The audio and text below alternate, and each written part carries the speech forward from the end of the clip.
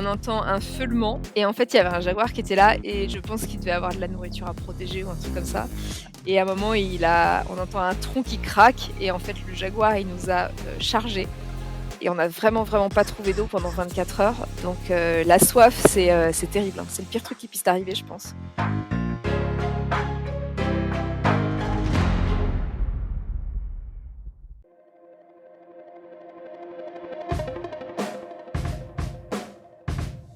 Bienvenue sur Les Frappés, le podcast sur le dépassement de soi et l'aventure.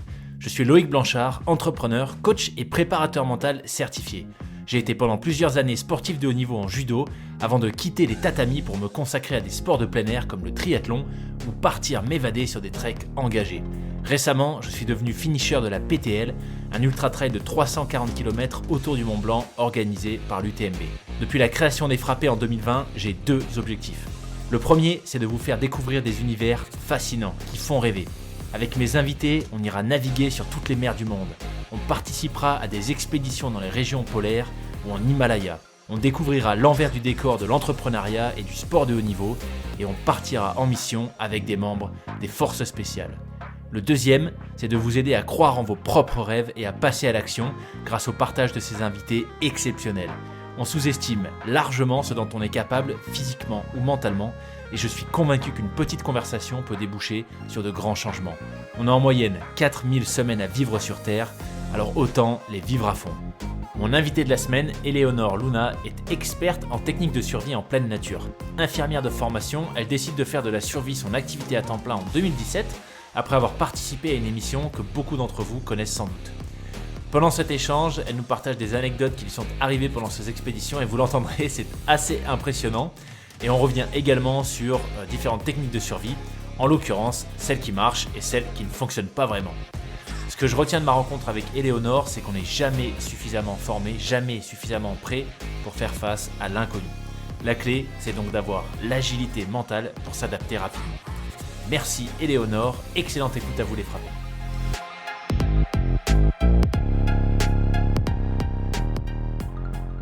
Eh ben salut Éléonore. Bonjour! Ravi de te recevoir sur le podcast. Ouais, merci.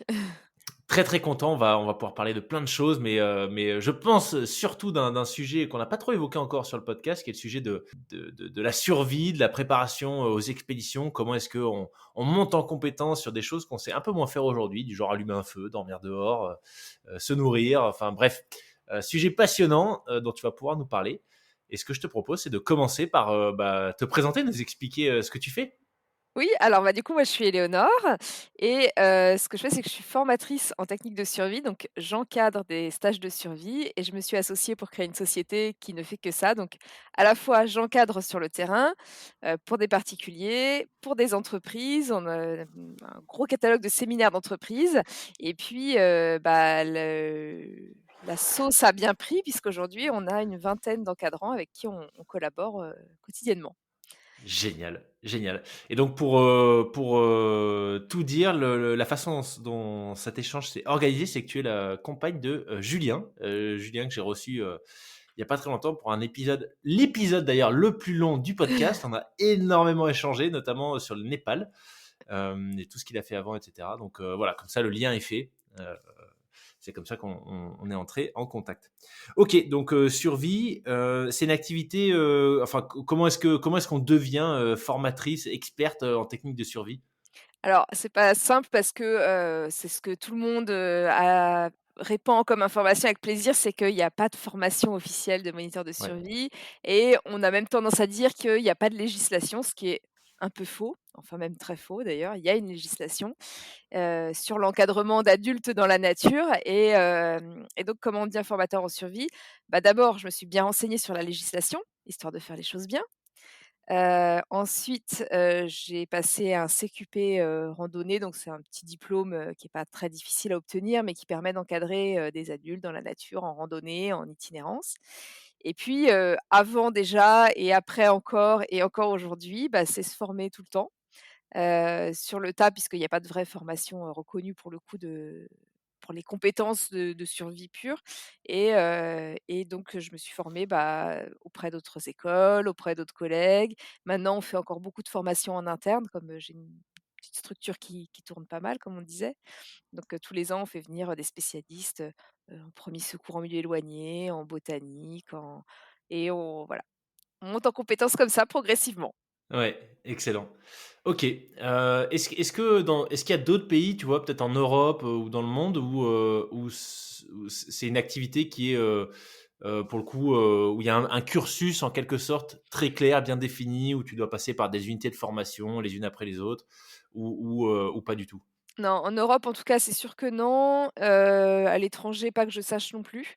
OK, Il y a pas vraiment de formation. Il y a des formations, pareil, mais qui sont pas reconnues, par, des gouvernements, enfin par l'État, guides d'aventure, des choses un peu comme ça, qui sont axées sur la pédagogie, qui se rapprochent un petit peu de l'AMM et tout ça. Mais, malgré tout, c'est la législation du pays qui fait foi et en France, il y a quelques diplômes qui sont obligatoires et tout ça, donc ouais, ces diplômes européens, enfin ces formations européennes qui ont l'air d'être très intéressantes sur le fond, bah, elles sont pas tellement reconnues. Pas OK, du tout. d'accord. AMM donc, petite, pour l'acronyme, c'est accompagnateur moyenne montagne. Oui. Voilà et je vais bientôt partager quelques stories sur le sujet, mais oui, parce qu'AMM, en fait, tu couvres quoi? Tu couvres, donc c'est vraiment l'encadrement de groupe dans des milieux, montagne, mais non techniques?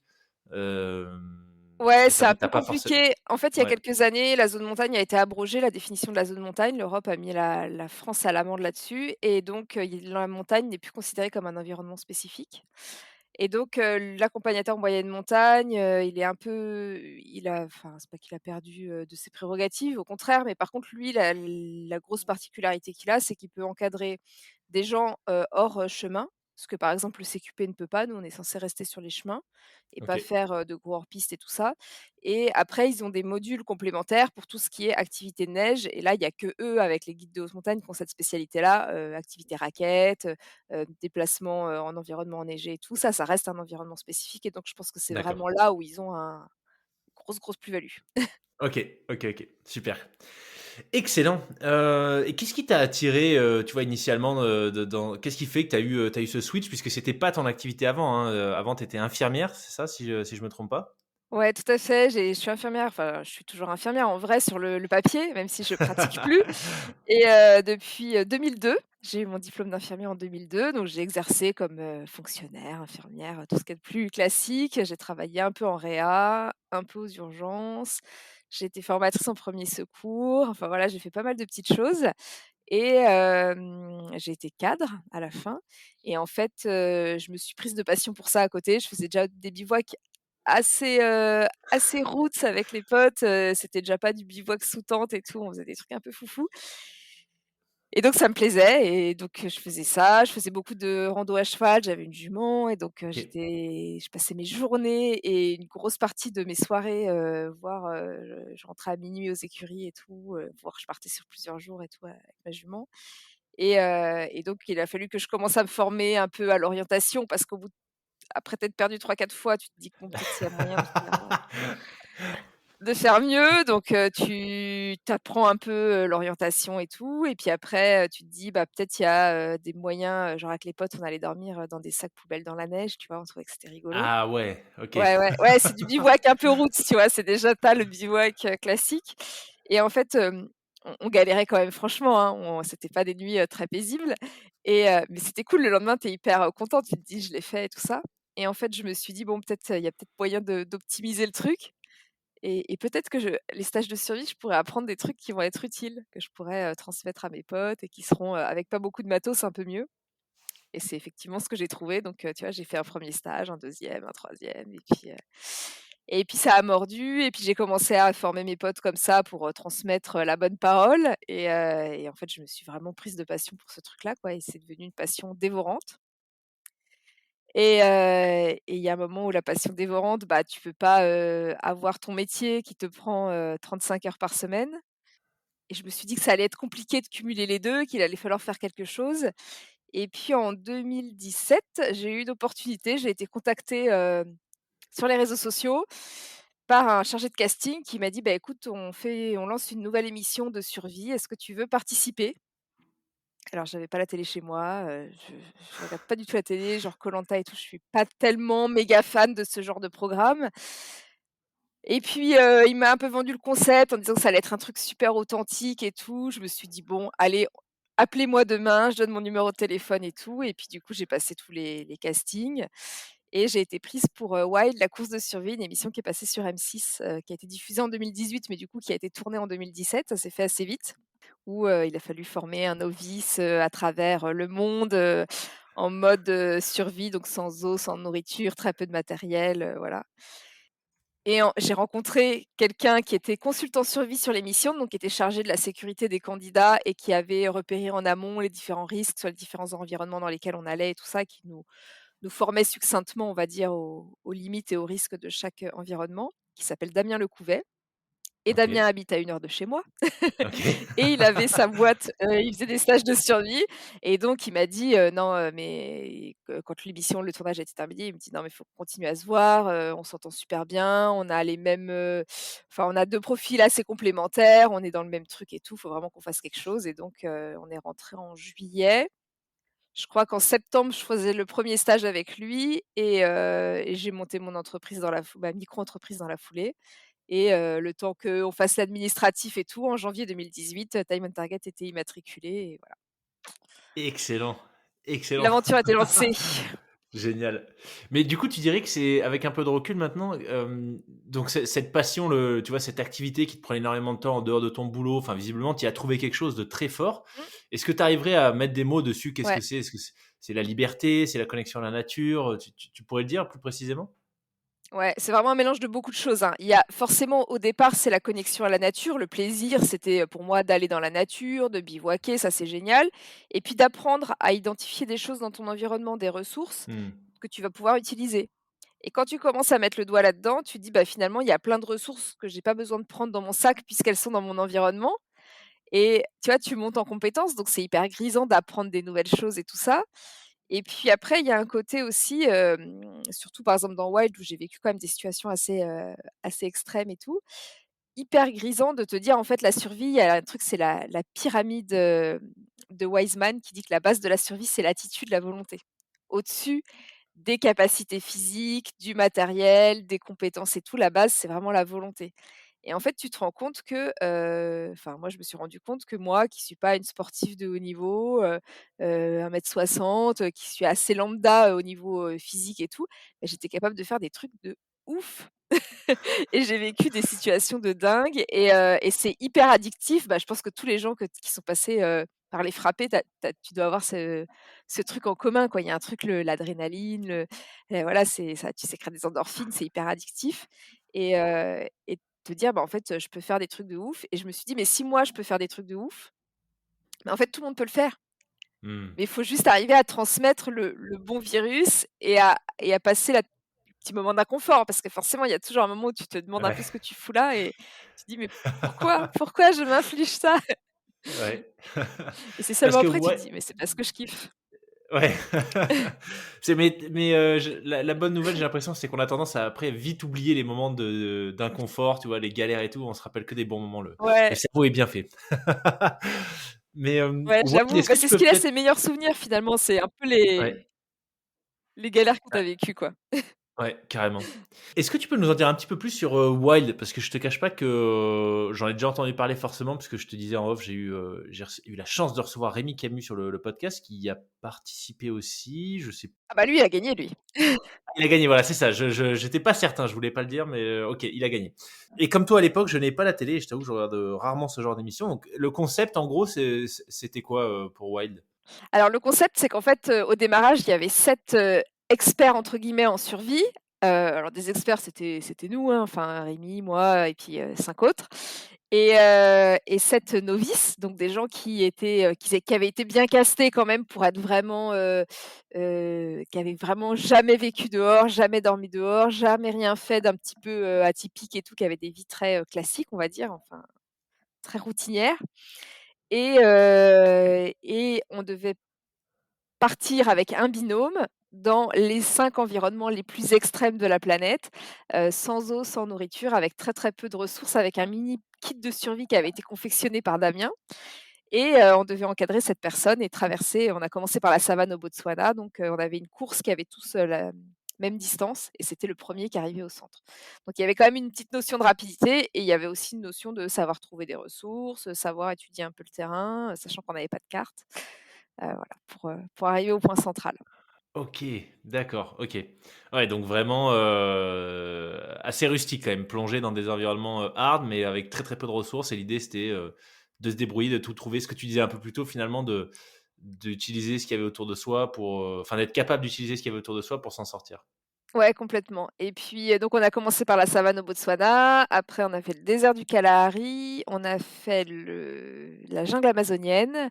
Après Tupisa, c'est un plateau de haute altitude, ça ressemble un peu au Grand Canyon, au niveau des paysages, c'est pas très loin du Salar d'Uyuni, et on a terminé dans la Cordillère Royale en très haute altitude. C'était assez physique pour le coup. Tu enfin tu disais que tu t'étais rendu compte, j'ai l'impression que Wild ça a été un peu le trigger qui fait que tu t'es rendu compte que tu pouvais faire des choses complètement, dingues, et finalement aller beaucoup plus loin que ce que tu imaginais avant. Est-ce qu'il y a des exemples peut-être de, tu vois, d'expériences ou de défis que tu as réussi à surmonter pendant cette épreuve, en particulier qui t'ont marqué? Ouais, complètement. Il y a beaucoup de choses, il y a plein de trucs hyper impressionnants qui me sont arrivés. Mais les vrais déclics, c'est les choses qui finalement, c'est tout le reste, c'est tout le vécu et le ressenti global de l'expérience. Mais en parlant de trucs de ouf, parce que c'est ça qui va plaire aux auditeurs, je pense, les anecdotes, ça a commencé, alors au Botswana, c'était un «petit truc» entre guillemets, mais ça a déjà été un moment hyper magique pour moi. C'est qu'en fait, la deuxième nuit qu'on a passée en bivouac, il y a des hyènes qui sont venues sur le campement. Et en fait, on les a entendus qui aboyaient, enfin, c'est un cri d'hyène, c'est un peu chelou, quoi. J'avais jamais entendu des vraies hyènes, en vrai dans la vraie vie, et donc je savais pas que ça faisait trop ce bruit-là, et on les a entendus s'approcher petit à petit, et en fait, elles sont venues mais vraiment tout, tout près du campement, et comme on avait fait le feu, bah, j'avais un peu réalimenté le feu parce que j'étais qu'à moitié sereine quand même. On m'avait dit que c'était pas un animal dangereux, donc j'étais pas hyper inquiète, et je l'ai vraiment vécu comme un moment hyper magique. En plus, mon binôme, il dormait, donc j'ai pas voulu le réveiller, pour pas l'inquiéter non plus parce qu'il était un petit peu stressé et tout. Donc je me suis dit: «Si je lui dis qu'il y a des hyènes à 15 mètres de nous, bon, ça va être un peu la panique», et en fait, je les ai observées, je les regardais tourner autour du feu. Je pense qu'elle venait voir si on n'avait pas laissé traîner à manger ou des trucs comme ça. Puis elle voit pas souvent des gens qui bivouaquent au milieu de la savane, donc c'était une super expérience. Ça, c'est un premier truc, pas, très difficile à vivre, mais magique. Moi, je l'ai vraiment vécu comme Marquant, un moment ouais. magique. A Après, on a eu un autre moment un peu moins magique, mais qui a été aussi une très, très grosse expérience où là, je me suis dit: «J'étais venue pour trouver mes limites, bah, je crois que je les ai trouvées là». J'ai passé 24 heures sans boire, dans la savane, parce qu'on n'a pas trouvé d'eau, Ah ouais, et ouais, ouais, c'était, vraiment en zone sèche, en saison sèche, et on n'a vraiment, vraiment pas trouvé d'eau pendant 24 heures. Donc la soif, c'est terrible, hein. C'est le pire truc qui puisse t'arriver, je pense. Donc tu as la langue qui gonfle, tu as du mal à parler, et en fait, petit à petit, tu peux plus aligner 3 points de QI et 3 neurones pour réfléchir à quoi que ce soit. Il y a plus que l'eau qui compte. Donc j'ai essayé toutes les techniques de survie qu'on voit dans les livres et qui sont incroyablement efficaces sur le papier et terriblement inefficaces dans la vraie vie. C'est-à-dire, mettre des végétaux dans des sacs étanches pour les faire transpirer, pour récupérer des litres d'eau, et tout ça, ça ne marche pas beaucoup. Alors on a récupéré quelques gouttelettes d'eau au fond de notre sac et tout, c'était pas fou. J'ai, phagocyté ma trousse de survie parce que je me suis dit: «Tiens, mais dans la trousse de survie, c'est sûr, on a du sérum Phi», donc j'ai bu les pipettes de sérum Phi qu'on avait pour tenir un peu, vaguement le cap et tout, et en fait, ça a été vraiment une expérience, hyper difficile.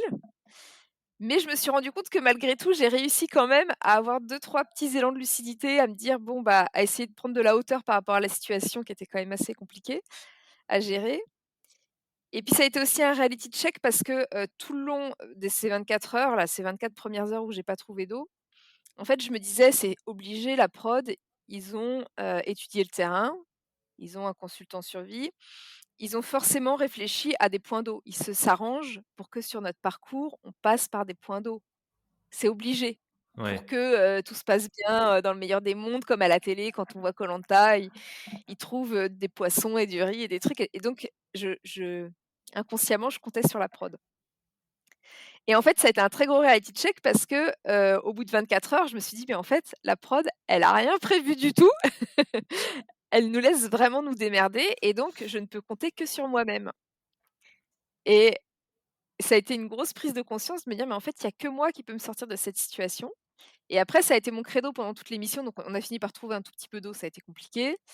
Au bout des 3 jours, à l'arrivée, j'ai été, perfusée, j'ai eu 3 litres plein ballon parce que j'ai fait une syncope et Ah j'ai ouais, perdu d'accord. connaissance et tout ça, c'était ouais, ouais, c'était assez extrême, hein.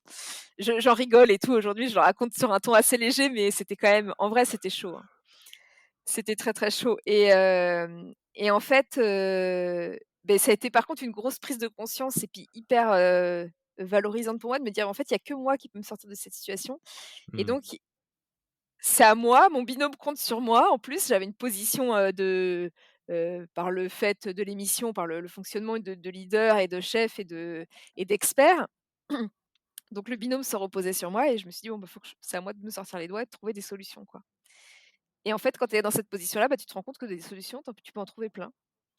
Et donc, j'ai pris de la hauteur, physiquement. Il y avait un endroit, il y avait une colline et j'ai pu avoir une vue il y avait une grande vue dégagée sur cette savane, toute jaune et toute sèche et toute aride. Et en fait, à un endroit qui n'était pas vraiment sur mon trajet, qui m'obligeait à faire un petit détour, il y avait une zone qui ressemblait vraiment à une oasis comme dans les films, qui était toute verdoyante, on aurait dit de la jungle au milieu de cette savane toute sèche. Et donc je me suis dit que s'il y avait de l'eau quelque part, c'était là et donc on a pu trouver pas grand chose, mais un tout petit fond d'eau, dans un lit de rivière asséché et tout, ce qui nous a permis, vaguement de gratter quelques millilitres et d'aller, de tenir, plus ou moins vaguement le choc jusqu'à l'arrivée et tout. Donc ça a été, et ça a été une bonne prise de Waouh! conscience parce qu'après j'ai gardé ce truc-là en tête, tout le long des treks qu'on a fait derrière et en me disant: «Bon, bah, la prod, clairement, ils ont rien prévu. On est vraiment livrés à nous-mêmes et ben, allez, il faut que je me démerde, il faut que j'y arrive». Du coup, comment tu vois, par rapport à ce que tu expliquais que tu avais une position de sachante, vis-à-vis de ton binôme, comment tu fais pour gérer, Ouais. quand tu es dans cette situation, tu vois, 24 heures sans eau, machin, comment tu fais pour, gérer aussi la partie émotionnelle, relationnelle, pour pas qu'il soit en mode, panique totale en se rendant compte qu'en fait, bah, tu jusqu'à ce que tu trouves l'oasis, tu avais juste pas de solution, quoi? Ouais, bah, en fait, la chance que j'ai, c'est que j'étais déjà formatrice, donc j'ai l'habitude de parler à des groupes, j'ai l'habitude de travailler dans le relationnel. J'étais cadre, donc je travaille avec des équipes, à gérer des conflits un petit peu, tu vois? Tu as toujours des histoires et tout, donc j'ai quand même, je pense, cet discours, la formulation positive, tu sais, on dit toujours: «Ah, la formulation positive et tout, c'est hyper important». Mais c'est vraiment hyper important et plutôt que se focaliser sur: «On n'a pas d'eau, machin», sans le mentir non plus, sans, lui faire miroiter des trucs en disant: «Mais je sais, on va trouver de l'eau dans 1 heure, t'inquiète pas», parce que c'est faux. Tout en étant réaliste, il faut arriver à voir le positif, à dire: «Écoute, on est dans telle situation, c'est un peu dur, mais on va forcément y arriver, on va trouver des trucs. Regarde, là, il y a une colline, on va faire ça, on va faire ci. Si ça marche pas, eh ben, on trouvera autre chose. Il y a une autre technique, c'est comme ça. Et la dernière technique, c'est on s'arrête de marcher, on va creuser un truc, on va attendre par condensation». Bah, tu vois? D'essayer d'être dans le positif, dans, voilà les solutions que je te propose. Alors, on ne sait pas si elles vont marcher, mais on va faire comme ça. Et du coup, la personne, elle peut se focaliser sur se raccrocher à un truc plutôt un petit peu positif, dans tout ce Mmh. bordel. Et ça permet quand même pas mal de, gérer, les crises qui pourraient arriver, quoi. Ouais, Faut anticiper avant qu'elles arrivent parce qu'une fois que la personne, elle pète un câble, c'est ouais, compliqué. ouais. OK. Mmh. OK. Et je pense que ça a été une de mes forces parce qu'il y a beaucoup d'autres, ouais, il y a beaucoup d'autres binômes dont les experts n'avaient pas cette pédagogie, je pense, qui était un petit peu plus sanguin. Et ça s'est vu à l'écran, hein, il y en a qui ont littéralement pété des câbles, qui ont insulté leurs novices et tout et ça marchait pas très, très bien. Tu m'étonnes. Ouais, OK. Tu disais que donc vous avez fini par trouver de l'eau. Est-ce qu'il y a eu d'autres péripéties de ce type, tu vois, vraiment, marquantes qui ont été pour toi des gros apprentissages sur la suite, de Wild? Ouais, bah, par exemple, il y en a plein, hein. J'ai été éliminée suite à la première épreuve parce que, mon binôme a craqué, tout ça. Enfin, c'était un peu difficile, comment dire? Physiquement et tout ça. Finalement, on a pu, réintégrer l'épreuve. On a dû faire une épreuve de feu, de démarrage de feu, sur une butte dans le désert du Kalahari, beaucoup de vent, conditions pas très faciles finalement malgré les apparences. Et on était en concurrence contre un autre binôme et donc, l'expert devait guider son novice pour démarrer un feu, mais nous, on n'avait pas le droit de toucher. ni au fire steel, ni au matériel, ni à rien. Et une fois que le feu était démarré, il fallait qu'on le déplace sous un vent, des enfers pour aller enflammer comment dire? Une sorte de totem qui était au centre, un truc, un peu plus loin.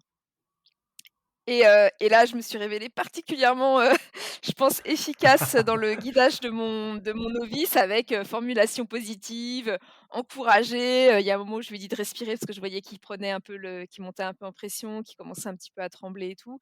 Je lui dis: «Stop, arrête tout, pose ton fire steel, regarde-moi, respire, concentre-toi, pose ton fire steel, c'est reparti» et tac, tac, tac et on a réussi, très bien l'épreuve, on a pu redémarrer et l'épreuve suivante, ça a été dans la jungle, où en fait, je pense que j'ai tout eu dans la jungle.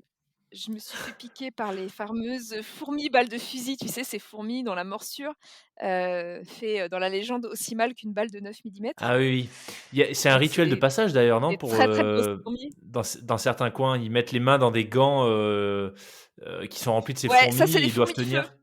Ah OK, c'est autre chose, OK. Ouais, c'est des fourmis de feu, mais il y en avait aussi, mais bon, voilà. Moi, j'ai eu les fourmis balles de fusil, c'est pas mal aussi et elles sont très, très grosses, hein. Elles sont grosses comme un gros pouce et c'est des fourmis noires avec des pattes dorées et en fait, bah, pas de bol, j'ai la fourmi balle de fusil qui est tombée dans mon col de chemise, malgré le fait que j'avais, une chèche autour du cou et puis un chapeau avec des bords un peu longs. Mais et qui m'a piqué dans le dos et ça fait, alors je sais pas si ça fait aussi mal qu'une balle de 9 millimètres parce que je m'en suis jamais pris, mais par contre ça fait quand même très, très mal pendant une journée, j'étais pas bien, c'est tu peux avoir de la fièvre. Moi j'ai eu la chance, j'en ai pas eu, mais j'étais vraiment le dos tout gonflé, c'était, assez horrible. 5 minutes après, attends, qu'est-ce qui nous arrive? On est tombé sur des mouches à feu. Donc les mouches à feu, c'est des sortes d'abeilles en fait, hein. Donc on est tombé sur des mouches à feu qui te poursuivent pendant, des kilomètres et tout, donc coup de bol pour moi, la journaliste avait mis du parfum, donc c'est elle qui a attiré les mouches à feu OK. et et quelques temps après, donc on n'avait pas d'eau. Comme j'avais vraiment manqué d'eau au Botswana, je m'étais focalisée là-dessus. Je me suis dit: «Il faut absolument que je trouve de l'eau et tout», donc j'entendais le bruit d'une rivière qui coulait. Donc j'avance en essayant vraiment de me focaliser sur le bruit de la rivière qui coulait et tout. Ça me faisait vraiment faire un détour par rapport à notre chemin, à notre point d'arrivée. On avait un azimut vers le point d'arrivée.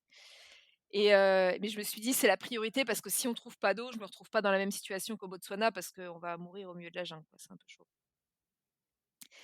Et donc j'avance, j'entends un peu ces bruits de rivière, quoi, clairement, on avance et tout et à un moment, la végétation, elle est un petit peu plus clairsemée, donc dans la jungle, je sais pas si tu as déjà été dans la jungle? Non, non, jamais, pardon. Donc dans la jungle, c'est hyper dense et des fois, en 1 heure, tu vas avancer de 250 mètres, par exemple, en 1 heure parce que c'est tellement dense que tu Ouais. passes vraiment du temps à layonner, à découper la végétation et tout et là, à un moment, c'est un petit peu plus clairsemé. La végétation s'ouvre un peu et en fait, clairement, il y a des traces de vie d'un animal et ça sent, mais l'urine de chat hyper fort. Je n'avais jamais senti cette odeur-là, mais il y a un truc hyper, primitif. Ton corps, il te dit: «Ça il y a un danger, il faut pas que tu restes là, quoi» et je savais qu'il y avait des jaguars dans la zone, mais on m'avait dit que les jaguars étaient très craintifs de l'être humain, donc j'étais assez confiante et je me suis dit: «Je vais faire du bruit», donc j'ai surjoué le truc. Je rigolais, je racontais des blagues à mon binôme, on se disait qu'il y avait peut-être un jaguar, mais que c'est pas grave, ils avaient peur de l'homme et je tapais dans les mains et on rigolait et tout va bien et je continuais à suivre ce bruit que je pensais être le bruit de la rivière. En fait, pour la petite histoire, j'ai découvert après, ça que c'était pas du tout le bruit de la rivière, c'était juste le vent dans la canopée, donc dans les feuillages au-dessus de nous et qu'il y avait pas du tout de rivière. Enfin bon bref, c'est pas grave Ah ouais. et en fait, un petit peu plus loin, on a continué à avancer, on entend un feulement et en fait, il y avait un jaguar qui était là et je pense qu'il devait avoir de la nourriture à protéger ou un truc comme ça et à un moment, on entend un tronc qui craque et en fait, le jaguar, il nous a, chargés, Mais non. littéralement. Donc ce qu'il faut pas faire, c'est enfin moi, on m'avait toujours dit: «Il faut pas tourner le dos à un prédateur, il faut faire face» et donc j'avais bien cette info-là dans ma tête. Ça a dû durer, je pense, un quart de seconde, mais en un quart de seconde, tu imagines pas tout ce qui te passe dans la tête, quoi et je me suis dit: «Mais bon, faut pas tourner le dos à un prédateur, OK. Bon, bah et puis je me suis revue quand j'étais gamine, j'étais abonnée à 30 millions d'amis et tout ça et j'avais revu un reportage que j'avais vu sur, les gardes en Inde qui gardaient les parcs où il y a des tigres et un mec qui s'était fait sauter hem, dans le dos par un tigre et qui s'était fait croquer et qui avait survécu, mais il avait des trous dans le crâne, de fou, quoi. Et donc je me suis dit: «Bon, bah, c'est voilà, il va m'arriver ça. Je vais Oh me faire manger par punaise! un jaguar». J'ai eu une belle vie, c'était cool, j'ai bien profité. C'est un peu triste, mes enfants vont grandir sans leur maman, mais bon, c'est l'heure pour tout le monde un jour et moi, c'est l'heure, c'est maintenant. Et puis, en pensant à tout ça, j'étais en fait en train de faire demi-tour et de courir très, très loin parce qu'il y a une dissociation entre ce que ton cerveau y pense et ce que Ouais, ton corps y ouais. fait. Il y a vraiment un truc, c'est assez dingue.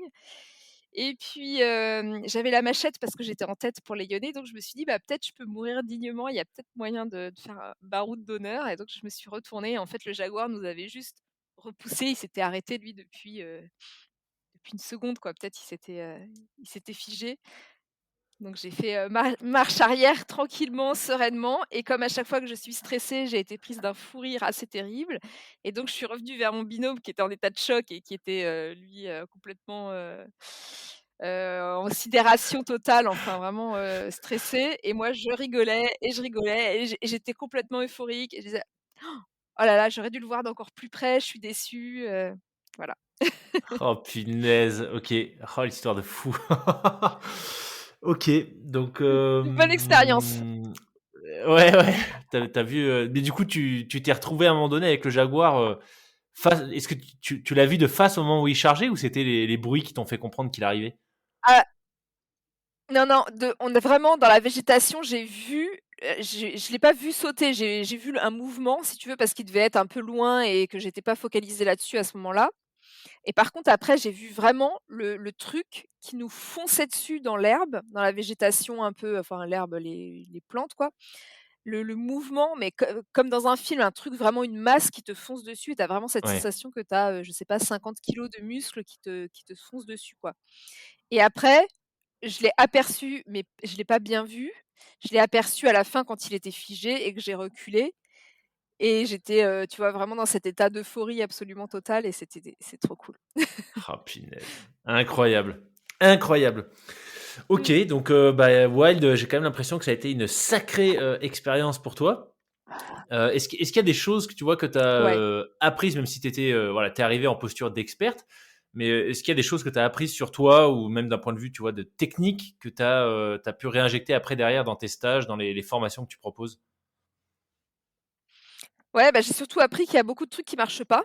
Il y a beaucoup de trucs que tu vois en théorie. Moi, j'avais fait des stages de survie en France, donc tu es dans un environnement, qui est l'environnement européen, français, forêt tempérée et tout. Moi, je suis plus forêt d'ailleurs que montagne, je vais pas beaucoup, beaucoup en montagne.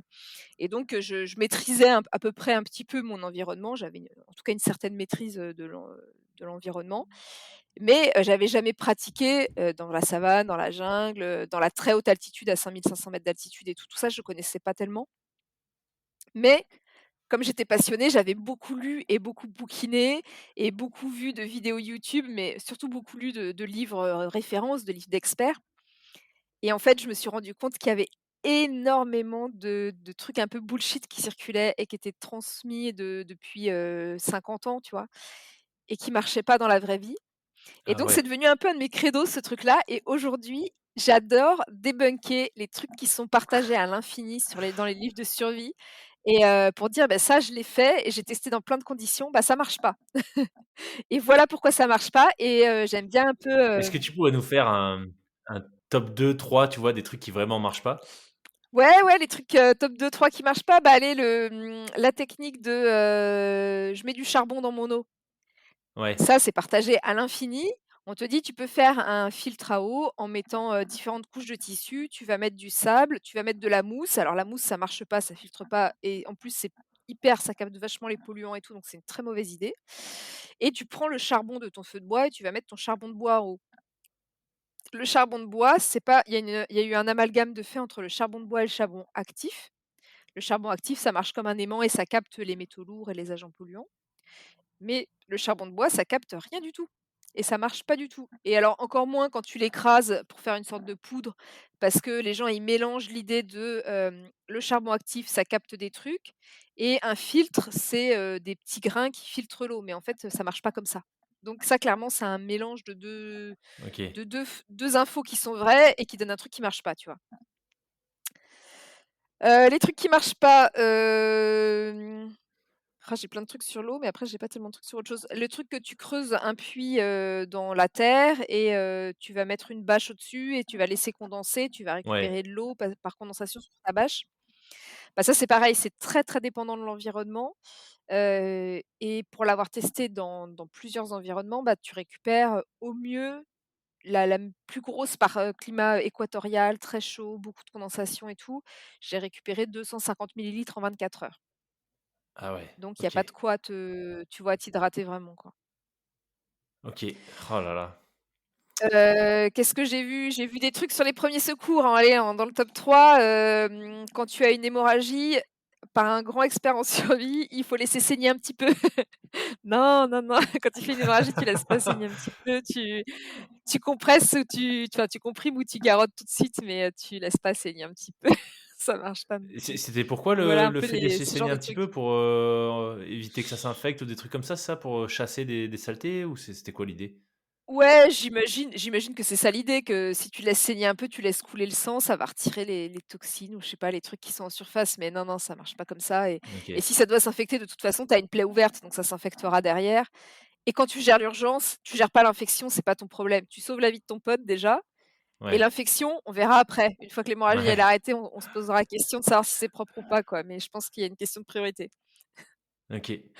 C'est super intéressant ce que tu dis, tu vois? Que finalement, voilà, il y a des c'est surtout par rapport à la notion de, c'est des choses qu'on nous partage depuis, un bon moment, tu vois? Des fois, il y a des trucs, on peut voir Mmh, sortir, tu peux voir sortir des choses, il y a une espèce de tendance: «Ah ouais, il faut faire ça», tu vois? J'en sais rien, sur des régimes ou, sur des types de chaussures ouais. qui c'est super bon d'avoir un gros amorti, mais j'ai l'impression que c'est souvent des croyances qui durent pas forcément longtemps dans le temps. Et là, ce que tu dis, c'est que, bah non, là, il y a des techniques de survie qu'on se passe depuis un moment qui, en fait, fonctionnent pas du tout. Comment est-ce que tu as Ouais. fait, du coup, pour toi, revoir un petit peu ton catalogue et faire en sorte d'avoir des méthodes, des outils qui pour le coup, marchent vraiment? Tu testes absolument tout? Tu essaies de trouver des nouvelles méthodes? Ouais, alors je teste tout, déjà et après je prends pas non plus le biais parce que tu pourrais avoir le biais de dire: «J'ai testé, ça marche pas, donc c'est faux». Mais tu vois, peut-être que je Ouais. teste pas bien, peut-être que je j'ai pas les bonnes conditions et tout, donc j'essaye vraiment déjà de mettre de la science derrière, de mettre de la compréhension. Ça, c'est ma formation scientifique à la base. Et pourquoi cette technique-là, elle marche? Par exemple, l'eau, tu vois, il y a beaucoup de trucs sur l'eau. Le truc de, faire un distillateur solaire avec 2 bouteilles que tu connectes entre elles, tu mets de l'eau de mer dans une des 2, ça chauffe et du coup ça condense et ça distille et ça part dans la seconde bouteille et tu vas récupérer une eau désalinisée. Donc ça, en théorie, ça marche très bien, il y a pas de problème. Sauf qu'en pratique, c'est hyper dur à reproduire parce que tu auras jamais un dispositif 100 étanche, tu auras jamais une bouteille en verre qui va sur le feu, que tu vas pouvoir faire chauffer. Donc j'ai essayé plein de trucs avec des bouteilles en plastique, mais qui se contractent et du coup l'eau, de mer passe dans la seconde bouteille. Enfin bon, j'ai essayé plein, plein de trucs et ma réponse aujourd'hui et ce que je transmets à mes stagiaires aujourd'hui, c'est que cette technique-là, par exemple, en théorie et sur le papier, elle marche très bien. Mais en pratique, j'ai pas, d'alambic sur moi dans ma poche et donc ça va être très compliqué à reproduire, voire Ouais. quasiment impossible. Donc il y a aussi des choses qui peuvent marcher sur le papier, mais qui vont être très dures à reproduire. Donc j'essaye vraiment de comprendre quelle est l'explication scientifique derrière cette technique-là et si l'explication scientifique, elle est plausible et tout, je vais essayer de le faire et je vais voir pourquoi ça marche et pourquoi ça marche pas et quelles sont les difficultés pour lesquelles ça marche pas. OK. Et après je transmets, bah, soit, ça clairement ça marche pas, soit ça, bah, ça marche en théorie, mais en pratique c'est un peu dur. OK. Parce que, tu dirais que c'est quoi les grands piliers, en survie? On a beaucoup parlé de l'eau, donc j'imagine que c'est un pilier Ouais. essentiel, mais il y a quoi d'autre? En fait, il y a la fameuse règle des 3 qui est un bon, moyen mnémotechnique et un bon résumé de ce dont on a besoin pour vivre. C'est, on vit, 3 minutes sans air, sans oxygène, 3 heures sans abri, sans chaleur, 3 jours sans boire, 3 semaines sans manger et après 3 mois, on a l'hygiène et les contacts sociaux. Et il y en a qui rajoutent, 3 secondes avec la connerie. En 3 secondes, tu peux mourir, d'une connerie, tu vois? Mais en vrai, la connerie t'emmène vers autre chose. Donc l'air, ça veut dire quoi? Ça veut dire que tu as besoin de respirer bien sûr, mais tu as besoin de maîtriser les premiers secours. Parce que les premiers secours, c'est le sang qui va acheminer l'oxygène. vers les muscles. Donc tu as besoin de maîtriser les premiers secours. Après, les 3 heures sans abri, sans chaleur, bah, tu as besoin de savoir faire un feu, de savoir monter un abri, de savoir gérer une hypothermie, savoir te réchauffer quand tu as pas de feu, enfin voilà, connaître, toutes ces techniques-là. 3 jours sans boire, bah, tu as besoin de savoir où est-ce que tu vas trouver de l'eau, où est-ce que tu vas la chercher, comment tu vas la «recréer» entre guillemets quand tu en as pas à portée de main, comment tu vas la rendre potable. 3 semaines sans manger, bah, ça peut être la pêche, la chasse, la cueillette, ou alors, simplement, bah, prendre de la bouffe avec toi, quoi. Ouais. Ouais. Le 3 jours sans boire, moi je trouve que celui-là, il est vraiment terrifiant. Alors je sais pas si j'ai un blocage ou pas, mais sur toutes mes tu vois, quand je prévoyais des sorties longues à vélo ou, des grosses randos et cetera, Ouais, c'est je honnêtement, je pense rarement aux autres. Je sais pas me faire un abri, par exemple, tu vois? Mais, ça me traverse pas l'esprit de ouais. me dire: «Si je me paume, qu'est-ce qui se passe, quoi?» Par contre, l'eau, c'est un truc sur Mmh. lequel j'avoue que je bloque, mais systématiquement, quoi. Il faut que j'ai un plan pour l'eau. Ouais, mais c'est terrible, hein. Manquer d'eau, c'est le pire truc qui puisse t'arriver en vrai. Mais après, l'abri, par exemple, tu disais, ça peut être savoir t'abriter d'un orage, tu vois? Savoir Ouais. quelle est la conduite à tenir face à un orage. Ça pas C'est pas forcément fabriquer une cabane, tu vois, l'abri. C'est Ouais, savoir ouais. t'abriter des conditions extérieures, savoir, prendre un poncho si tu sais qu'il va pleuvoir ou une cape de pluie ou voilà. OK, d'accord, OK. OK, ouais, donc il y a pas forcément la notion de construire un truc, c'est plus, se protéger, en fait, comment tu te protèges des éléments. Ouais, c'est ça. OK. Excellent! Oh là là, et donc toi, dans tes formations aujourd'hui, elles sont organisées, comment est-ce que tu organises, en fait, admettons que demain je veuille faire de la survie, est-ce que je dois d'abord me former, est-ce que je dois me former sur chacun de ces 3 piliers? Est-ce que tu as une approche, toi, qui est globale ou tu intègres tout? Heu, ça se présente comment? Ouais, en fait, on va avoir les stages sur un week-end, on appelle ça les stages essentiels, où on repasse en revue la règle des 3 et on apprend à subvenir à ses besoins face aux accidents les plus courants là-dedans et comment, choisir ton matériel en conséquence et comment utiliser ton matériel ou le détourner. Donc l'idée, c'est que en 2 jours, tu peux te débrouiller avec un petit peu de matos. Après, tu as, le stage avancé qui dure 3 jours. C'est le stage, on va dire, le niveau d'après, où on apprend à faire la même chose, mais cette fois-ci sans matériel. D'accord. Donc voilà, c'est juste, apprendre à se débrouiller sans matériel, utiliser uniquement, les ressources qu'on va trouver dans la nature. OK. Et après, on a un stage de 4 jours où on fait tout. On commence avec du matos et jour après jour, on en retire un petit peu. Donc tu apprends à choisir ton matos, à faire avec, à détourner ton équipement et à faire sans, uniquement avec les ressources que tu as autour de toi. OK. Punaise. Et donc à l'issue de ce stage, long, en théorie, les participants sont, autonomes, c'est-à-dire qu'ils peuvent, demain, ils se retrouvent, en pleine forêt, j'en sais rien, dans les Vosges. Ils peuvent potentiellement se débrouiller et faire face, aux 3 gros challenges, que tu évoquais là. Ouais, tout à fait. Oui, oui et à la plupart des situations, on va dire les situations les plus courantes et anticiper, évaluer les risques et savoir faire face aux situations les plus courantes, on va dire, hors, vraiment trucs, exceptionnels. Après malheureusement, tu as toujours des cas de figure, des situations auxquelles tu vas pas savoir faire face Ouais, et c'est pour ça qu'il y a des gens qui continuent à mourir d'accidents, quoi. On peut pas malheureusement, on peut pas faire face à tout et on n'a pas réponse à tout. Mais déjà, tu as quelques clés pour, t'apprendre à réagir aux trucs les plus courants. ouais, ouais. Bah, il y a tu vois, sur le point de l'alimentation en particulier, enfin, moi, j'ai vraiment le sentiment qu'aujourd'hui, c'est je sais, enfin, peut-être que c'est parce que je baigne pas dans cet univers, donc à toi de me dire, mais j'ai l'impression qu'il y a quand même plein de choses qu'on est absolument plus capable de faire, tu vois?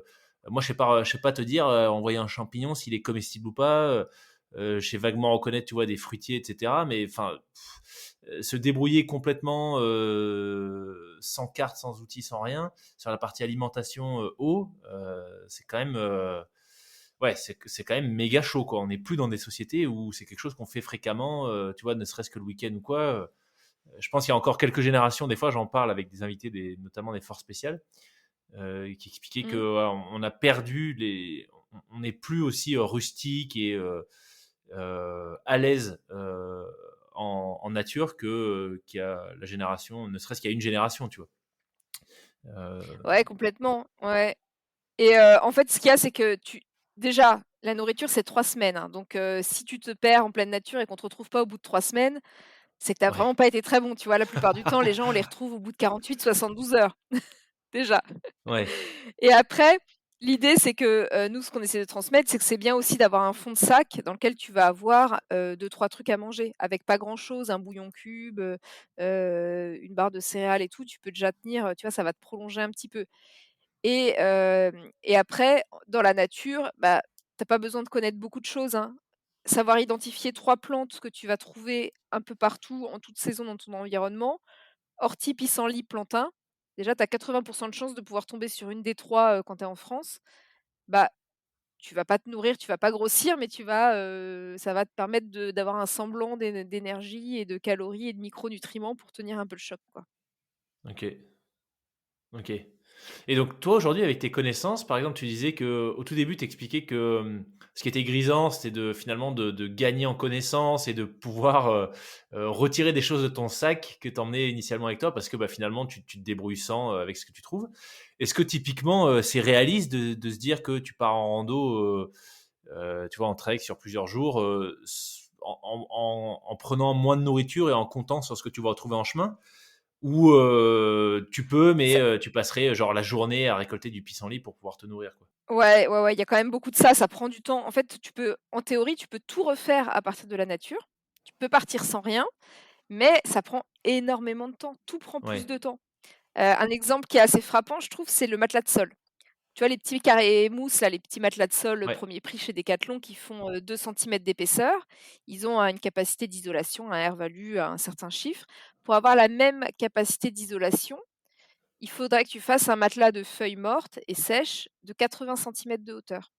Ah ouais, Donc c'est possible, mais ça prend vachement de temps. Tu vois, j'aime ouais, bien cette image-là parce qu'entre je prends mon carré mat qui pèse, 200 grammes, qui coûte, 10 balles et qui va m'isoler du sol, ou alors je peux le faire dans la nature, c'est faisable, mais il va falloir, une bonne demi-heure quoi, de ramassage de feuilles mortes. ouais, ouais, d'accord, Donc la OK. nourriture, c'est pareil, tout est faisable, mais ça va te prendre beaucoup de temps. Ouais, ouais, OK. Ouais, très clair. OK, et les gens qui viennent, du coup chez toi pour des stages, généralement, qu'est-ce qu'ils viennent chercher? De la connaissance, de l'autonomie, c'est juste un intérêt, tu vois, un intérêt pour l'outdoor, il y a un peu un fil rouge, quelque chose de commun? Non, il y a pas vraiment de fil rouge, c'est vraiment, très divers. On fait toujours un tour justement pour connaître les Ouais, motivations de chacun et en fait, tu as toujours, des gens qui veulent bivouaquer, qui veulent se lancer et qui n'y connaissent rien et du coup, ils partent vraiment de zéro. Des gens qui bivouaquent déjà un petit peu, mais qui se disent peut-être qu'il y a moyen soit d'apprendre à faire face à quelques imprévus, soit, d'optimiser un peu le matériel, d'apprendre des nouvelles techniques et d'aller un petit peu plus loin dans la pratique. Et après, tu as des gens qui cherchent l'autonomie quand même de plus en plus, hein. Là, je suis assez surprise, c'est récent, hein, mais là, je vois particulièrement depuis 1 an, des gens qui, me disent: «Bah, on ne sait pas comment ça va tourner et on se dit que d'avoir quelques connaissances de ce qu'on peut trouver comme ressources dans notre environnement, c'est pas mal». Mais ça, c'est assez récent malgré tout. OK, Hem, mmh, je pense que la guerre en Ukraine n'y est pas pour rien, ouais, mais les gens ouais, s'inquiètent quand même et ça c'est pas moi c'est ce que je dis, hein, le stage de survie, je pense que c'est pas l'idéal si demain c'est la guerre, et qu'on se fait, attaquer. Je suis pas sûre que, le fait d'être bon, en stage de survie puisse beaucoup t'aider, mais enfin bon, ouais. ça reste une expérience intéressante. Et dans ce que la façon dont tu formes les gens et cetera ou les techniques de survie en général, Mmh. est-ce que tu as nécessairement besoin d'être en groupe? Tu vois, par exemple, quand tu apprends les gestes de premier secours, est-ce que tu es obligé, est-ce que c'est nécessaire d'avoir quelqu'un qui t'aide à poser un garrot et cetera? Ou l'idée étant, d'apprendre aux gens à être vraiment autonomes, même solo? Non, non, non, l'idée, c'est que tu peux tout faire en solo, hein, bien sûr, il y a aucun OK. problème, au contraire, très souvent, les gens, ils partent c'est rare qu'ils partent tout seuls, mais il y en a qui partent tout seuls et l'idée, c'est que tu sais pas ce qui peut arriver. Ton groupe, tu peux te perdre, tu peux faire une chute et te retrouver isolé et tout donc les techniques à plusieurs, c'est cool, mais savoir les faire tout seul, c'est quand même essentiel, quoi. Ouais, ouais, OK. Super clair. Super. Dans son épisode, Julien nous disait que, bah, il y avait a priori un trip au Népal qui se préparait. On avait pas mal parlé. Ouais. Si j'ai cru comprendre que, bah, tu allais être de l'aventure. Sûrement, pour le ouais. prochain, ouais. Comment est-ce que tes connaissances en survie et le fait que voilà, tu sois, j'imagine, parfaitement autonome en nature, comment est-ce que ça impacte la façon dont tu construis tes treks, tes expéditions quand tu pars sur des destinations un peu loin et j'imagine un peu longues comme le Népal? Bah, je pense que déjà j'ai peut-être une anticipation un peu plus juste de mon équipement et des Ouais, risques, une évaluation des risques un petit peu et par exemple, je vois Julien qui est un gros, gros baroudeur et qui a une expérience, à la base plus empirique, alors que moi je suis plus dans la connaissance avant de mettre en pratique, tu vois? C'est 2 façons de fonctionner ouais, un peu différentes et donc bah, la dernière fois qu'on est parti, je l'ai amené à se poser des questions qu'il s'était jamais posées. Par exemple, s'il nous arrive un truc, une urgence vitale, un problème médical et tout, on appelle qui? Tu vois, en France, tu appelles le 112, mais en Népal, tu appelles qui? Bah, il s'était ouais, jamais posé la question. Donc c'est tu vois ce genre de petits détails, où c'est bien d'avoir une 2e réflexion, en ouais. plus. Au niveau, en plus, bon là, au Népal, la difficulté, c'est qu'il y a quand même le risque physiologique avec le mal aigu des montagnes. Donc là-dessus, au niveau des traitements qu'on a pris, des choses comme ça, on a anticipé un peu différemment. Et après, ça nous a amené aussi, bah, on est parti en janvier dernier là, déjà au Népal. L'avantage, c'est que sur le terrain, je suis quand même très autonome et je peux faire face à plein de situations et je stresse pas beaucoup. Je gère Ouais, assez bien ça, tu vois?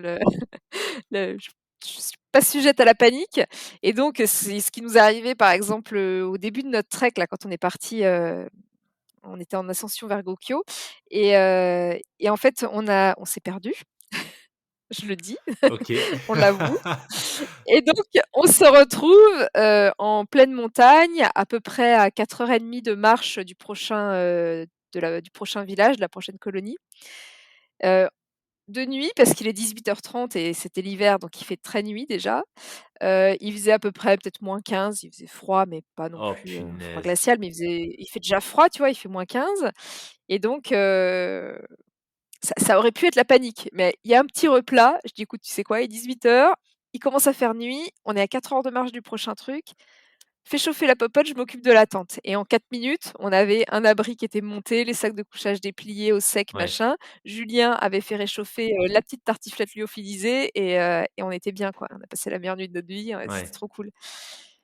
Et tu vois, je pense que du coup, ça permet le fait, tu vois, d'avoir quelques techniques et d'être autonome sur le terrain et de gérer, ça permet de passer par des situations qui pourraient être des situations hyper galères, voire des situations de survie. Tu vois, si on avait continué à marcher de nuit, dans la glace et tout, tu peux, faire une hypothermie, tu peux chuter, tu peux te faire une ouais. entorse, enfin ça peut devenir assez dramatique et en fait, nous, on a juste passé une nuit de ouf, à 3000 mètres d'altitude, au pied d'un pont, suspendu et tout et c'était trop bien, quoi. OK. Bah, c'est sûr que ouais, ton mindset, enfin, il est juste, déterminant selon les enfin, ça peut absolument tout changer à une situation. C'est exactement ce que tu viens d'expliquer, tu vois? Mais à peu près dans toute discipline, je sais pas, tu pars faire, un tour en voilier, il t'arrive un truc, je pense à ça parce que j'écoute un podcast de la SNSM, tu vois? Il y a des gens qui racontent leur sauvetage en mer. Ouais, Donc la SNSM, c'est la Société nationale du sauvetage en mer, c'est que des bénévoles qui vont chercher des gens, en détresse en mer. Et en fait, tu as des gens, enfin, qui se retrouvent. Il y a un épisode qui m'a marqué où ils expliquaient qu'ils sont arrivés sur un bateau qui était en train de, qui était à la dérive, hein, mais qui flottait, etc. Simplement, il y avait beaucoup, beaucoup de mer. Et en fait, ils sont tombés sur les membres d'équipage qui étaient assis à l'extérieur, donc sur le pont, en pleine tempête, trempés. Et genre, c'était plus de son, plus d'image, quoi. Les sauveteurs leur parlaient, ils répondaient plus. En gros, ils disaient, mais on a vu des gens qui attendaient la mort, tu vois. Et quand tu entends ouais. ça, tu dis punaise, mais enfin, c'est dingue, tu vois. Ton cerveau, si ton cerveau shut down, bah, potentiellement, ouais, en fait, tu te laisses mourir, quoi. Alors que si tu avais une attitude différente, c'est pas une question de jugement, tu vois. Après, je sais pas ce que ces gens ont vécu, mais c'est un peu ce que tu expliques là. Toi, ta capacité à rester calme, à être orienté vers l'action, trouver des solutions, etc. C'est clair que ça peut faire une grosse différence, quoi. Pour avoir marché du coin de Gokyo, alors je sais pas, vous arriviez d'où? Vous avez fait direct Namché, De Gokyo, Loukla. c'est ça? Ah, de Lukla. Ah ouais, c'est ça, OK. Ouais, ouais, Ouais. on est arrivé de Loukla, enfin on l'a fait en plusieurs jours, hein. On a fait Loukla, on s'est arrêté, dans un premier petit bled, je sais plus comment ça s'appelait, à mi-chemin. Après Fadin, on je est crois, ou remonté sur, Fagdin, un truc comme ça. ouais, peut-être bien Fagdine, ouais. On est remonté jusqu'à Namché et puis après on a continué et comme on était tout seul quasiment dans le parc, tous les lodges étaient fermés, donc on a été un peu Ouais, conditionnés par les quelques lodges qui étaient ouverts, quoi. ouais. Mais c'est ça, tu vois, pour être passé dans la même zone que vous, et moi c'était en été, c'était quand même déjà, enfin, tu te rends vite compte que c'est isolé. Si t'arrive un truc, les secours sont un peu loin. Mais alors en hiver, Ouais. j'imagine que ouais, la propension à paniquer quand tu te rends compte que ouais, le seul lodge ouvert, il est à 4h30 de marche et qu'il fait nuit. Je suppose que ça peut être un environnement bien facteur de stress si t'es pas trop habitué et que tu sais pas quoi faire, quoi. Ouais, complètement. Puis tu vois, on en revient à ce que je disais au tout début. La pyramide de la survie, la base, c'est l'attitude et la volonté. Ouais, Et ceux qui se mettent sur le pont de leur bateau et qui attendent la mort, bah, ils ont moins de chances de survie que celui qui se dit bah, peut-être je vais me protéger de l'orage et de la potentielle hypothermie en me mettant à l'abri, soit à l'intérieur de mon bateau, soit en sortant une bâche, peut-être pour tu vois, essayer d'être un peu proactif. ouais, ah là Donc voilà. là. Fascinant. Ok. Et ben écoute, on a bien échangé sur toute la partie technique de survie. Est-ce que au-delà du Népal, est-ce que toi, il y a des gros projets sur lesquels tu es en train de travailler en rapport avec ton activité de formation en survie? Ouais, bah, on est en train de replanifier. J'ai beaucoup de mal à le faire parce que j'ai un planning de fou furieux, mais de replanifier un départ pour, l'Indonésie.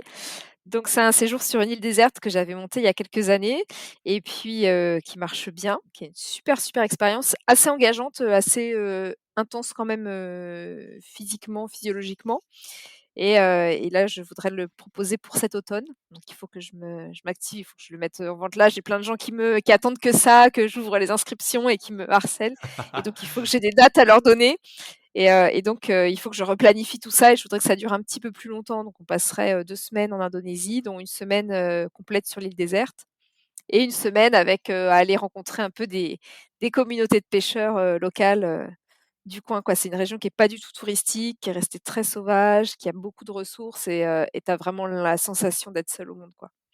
Excellent. Trop bien. Et donc, si les gens veulent en savoir plus sur tes activités et potentiellement y participer, le plus simple, c'est quoi? C'est ton site internet? Ouais, Time on Target, en tapant Time on Target survie sur Google, ils vont tomber dessus et sinon d'aller sur le site, www.t-o-t.fr ou alors de me suivre sur les réseaux sociaux où je partage plein d'astuces et je débunk plein de trucs de survie qui marchent pas. Excellent. Donc c'est Éléonore Luna, pareil, j'aime bien les formats hyper courts, hyper condensés, hyper didactiques parce que je trouve que c'est une bonne porte d'entrée pour, capter l'attention des gens et ceux qui sont très intéressés pourront après approfondir. Il y a plein de ressources disponibles, en livre, sur le net, sur YouTube. Maintenant, il y a quand même beaucoup de contenus très qualitatifs. Ouais, excellent. Super, bah écoute, je mettrai le lien en description. Et puis toi, tu as un site perso aussi, hein, Eleonore Luna, mais Ouais, il est pas très à jour, mais oui, oui, j'ai un petit site, c'est plus, histoire d'avoir une vitrine parce que ça arrive Ouais, et qu'on me ok, le demande et voilà. ok.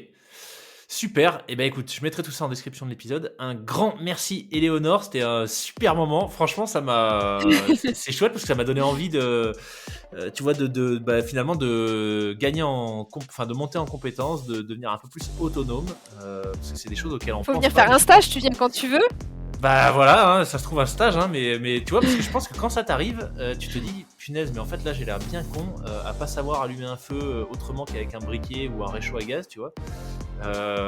Donc ouais, je pense que c'est le genre d'activité où tant que ça t'arrive pas, ça va, mais le jour où ça t'arrive que tu sais pas comment faire, bah là tu regrettes de pas avoir pris le temps de te former après tout 2, 3, 4 jours, c'est pas non plus super long. Donc merci en tout cas pour ces super partages. Et puis bah écoute, peut-être à bientôt sur un stage, qui sait. Ouais, merci beaucoup à toi pour l'invitation, hein. Ouais, tu me dis, hein, en vrai, tu me dis et tu viens quand tu veux. Trop bien. Un grand merci à Eleonore. Et puis bah écoute, bonne préparation pour le Népal. Et bah peut-être à une prochaine alors. Ouais, avec plaisir. Merci encore pour l'invitation. Salut.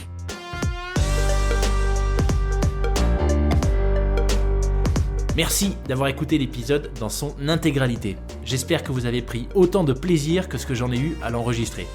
Si vous avez des feedbacks, vous pouvez me contacter sur le compte Instagram du podcast, lesfrappés.podcast, ou par email à hello@lesfrappés.com. Je fais mon maximum pour que vous viviez de super expériences audio avec mes invités. Chaque épisode demande beaucoup de temps et d'énergie. Si vous appréciez mon travail, la meilleure façon de me soutenir, c'est de partager cet épisode à au moins 3 personnes qui aiment se dépasser. Si vous écoutez le podcast sur Apple Podcast ou Spotify, prenez quelques secondes de votre temps maintenant pour m'y laisser une note 5 étoiles et un commentaire. Merci beaucoup pour votre fidélité, à la semaine prochaine pour un nouvel invité.